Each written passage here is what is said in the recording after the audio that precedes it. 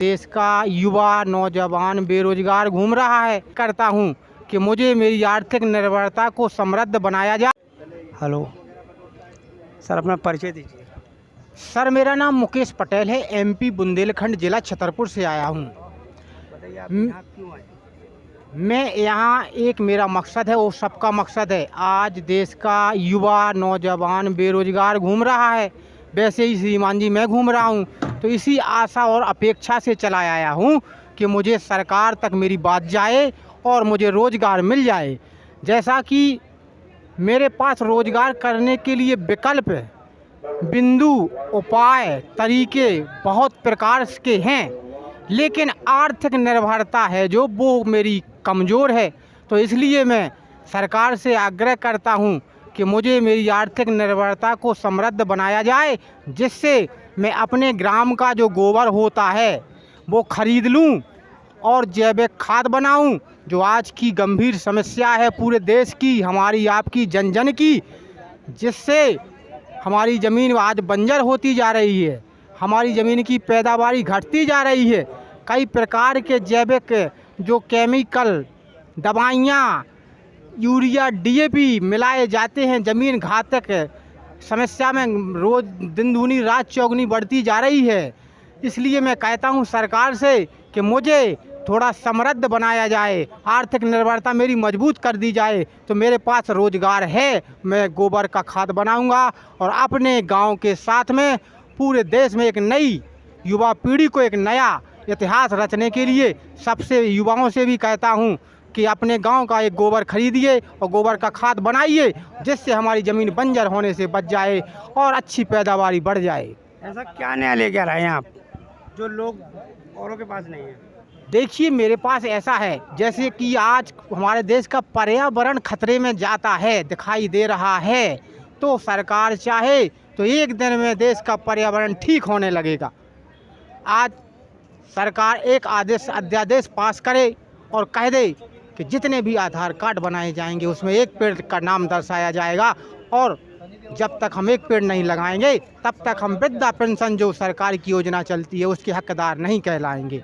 उसी दिन से देश का पर्यावरण ठीक होने लगेगा। और भी योजना बताइए, आप कैसे सुधार सकते हैं? देखिए, आज हमारा हम सब का पूरे देश के जनमानस का करोड़ों नहीं, अरबों नहीं, खरबों रुपया फ्री में जा रहा है। अगर सरकार चाहे तो एक दिन में सबका रुपया बच सकता है। जैसा कि हम आप सब मोबाइल चलाते हैं, इसमें बैलेंस डलाते हैं, 24 दिन का बैलेंस मिलता है।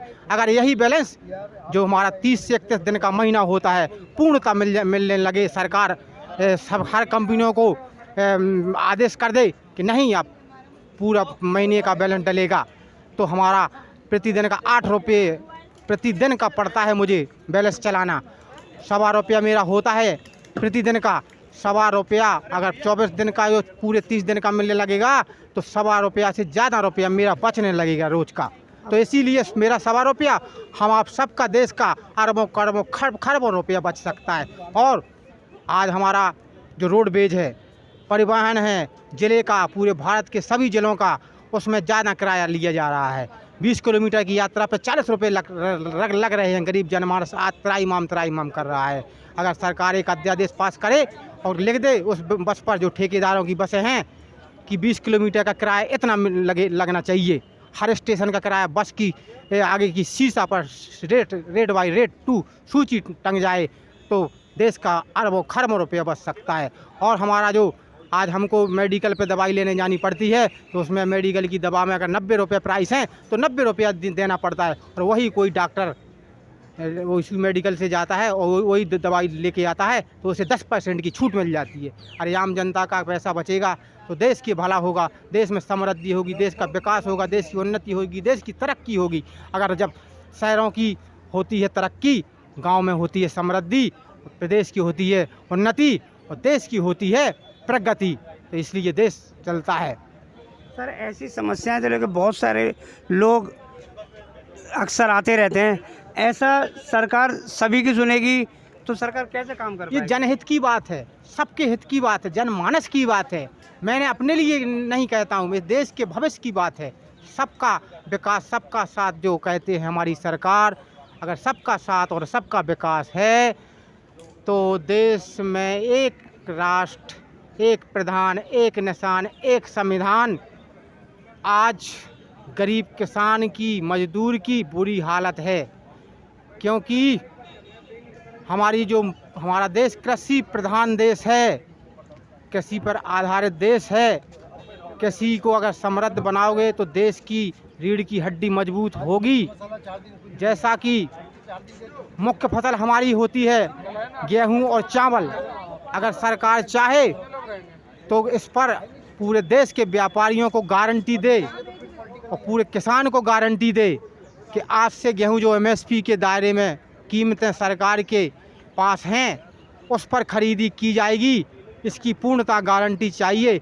अगर सरकार ऐसा कर दे तो जो पैसा सरकार का उतना ही लग रहा है, क्योंकि सरकार का 1 क्विंटल गेहूं पर कम से कम 700 से 800 रुपया भाड़ा किराया देना पड़ता है। अगर ये भाड़ा किराया सरकार एक गारंटी दे दे एमएसपी फसलों की तो सरकार का ये पैसा बच जाएगा और देश के किसान के पास पैसा जाएगा तो देश में मजबूती हो जाएगी। जैसा कि रोज़गार आज घट रहे हैं, इसलिए घट रहे हैं, बाज़ार आज खाली पड़े हैं इसलिए पड़े हैं कि देश के गरीब जनमानस के पास पैसा नहीं है। अगर पैसा होगा तो मैं हर प्रकार की अपनी ज़रूरतों की सुख समृद्धि वाली जो समस्याएं होती हैं, आज हमारे ऊपर घातक समस्याएं बन गई हैं, मैं टीवी लूँगा, कूलर लूँगा, फ्रिज लूँगा, नया मकान लूँगा। अरे मुझे इतना सामर्थ्य करिए कि मैं खुद अपनी ज़रूरतें पूरी कर सकूं। अच्छा, जो आप समस्याएं लेकर आए हैं ये विपक्ष में पार्टियों को क्यों नज़र नहीं आती समस्या? देखिए, मैं कोई पार्टी का किसी प्रकार से कोई नुमाइंदा नहीं हूं। मैं अपनी बात सरकार से कहता हूं कि सरकार चाहे तो मेरे पास उपाय तरीके ये किसी के माथे पर नहीं लिखा रहता है, किसमें कितना है ज्ञान, और निकाला जाए तो निकाला जा सकता है हर संकट समस्या का समाधान। नहीं, एक जो पार्टियां जो हैं जो चुनाव लड़ने जा रही हैं और वो पार्टियां कहती है कि हम चुनाव में आ रहे हैं, 26 पार्टियां एक तरफ हैं, बीजेपी से अलग इंडिया जिसका नाम रखा गया है, उन पार्टियों का एक लीडर भी है राहुल गांधी जी। वो नहीं जानते कि इन समस्याओं को देश में लाने से मेरा देश का विकास हो सकता है, वो क्यों उठा सकते हैं इन बातों को? देखिए, जैसा कि आपने नाम लिया राहुल गांधी जी, तो राहुल गांधी जी बहुत बड़े धनिक व्यक्ति हैं, बहुत बड़े पैसे वाले हैं। उनको क्या कमी है? उनके पास तो जो उनने सारा किया वो हाजिर हो जाता है। अरे हमारे जैसे लोग हैं, हम तड़प रहे हैं, मर रहे हैं, देश के ऐसे करोड़ों अरबों खरबों युवा लोग परेशान हैं। उनको इस बात का, उन्होंने भारत जोड़ो यात्रा की है, तो क्या भारत कहीं से टूटा था क्या? भारत कहीं से नहीं टूटा है, ना कभी भारत टूटेगा। ये भारत में एक उन्होंने यात्रा की है, देश का पैसा बर्बाद किया है, देश का जिस शहर से वो निकले हैं वहाँ कितनी परेशानी हुई होंगी लोगों को, इसकी भी कोई कल्पना कर सकता है? वो तो कहते हैं मैं आने वाला भविष्य का, लोग कहते हैं कि प्रधानमंत्री हैं वो। देखिए, ये कोई नहीं बता सकता है कि कौन प्रधानमंत्री हैं। आज के दौर में हमारे देश के प्रधानमंत्री नरेंद्र मोदी जी हैं, तो हम सब जानते हैं कि वही प्रधानमंत्री हैं और शायद अच्छा काम करेंगे। जो मैंने कहा है, अगर मेरी बात सरकार तक पहुंच जाए और वो काम कर दें तो अगले फिर से प्रधानमंत्री वही बनेंगे। परमिशन ली थी इनसे? किससे? इनसे